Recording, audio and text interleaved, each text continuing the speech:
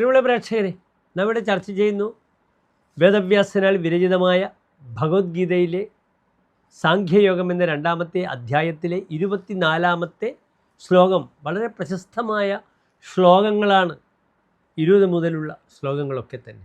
ആത്മാവുമായി ബന്ധപ്പെട്ട് കിടക്കുന്ന ആ നിഗൂഢതയിലേക്ക് അർജുനനെ എത്തിക്കുന്ന ഭഗവാന്റെ ദൗത്യങ്ങളാണ് ഈ ശ്ലോകത്തിലൂടെ വേദവ്യാസൻ നമ്മുടെ മുന്നിൽ കാണിച്ച് നൽകുന്നത്. ശ്രദ്ധിക്കുക. അച്ഛേദ്യോയമദാഹ്യോയം അക്ലേദ്യോശോഷ്യയേവ ച നിത്യസർവഗതസ്ഥാണുഃ അജലോയം സനാതനഃ. ഇനി പ്രസ്തുത ശ്ലോകത്തിൻ്റെ പദച്ഛേദം ശ്രദ്ധിക്കുക.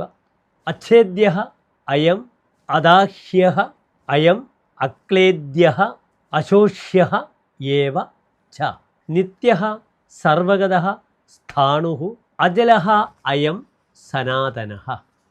ഇനി പ്രസ്തുത ശ്ലോകത്തിൻ്റെ അന്വയം ശ്രദ്ധിക്കുക.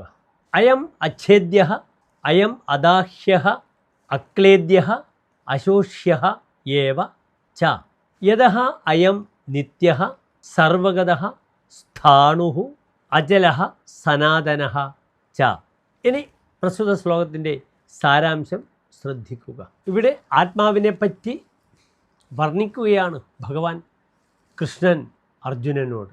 ഈ ആത്മാവ് മുറിപ്പെടുത്താനോ ദഹിപ്പിക്കുവാനോ നനയ്ക്കാനോ ഉണക്കാനോ കഴിയാത്തവനാണ്.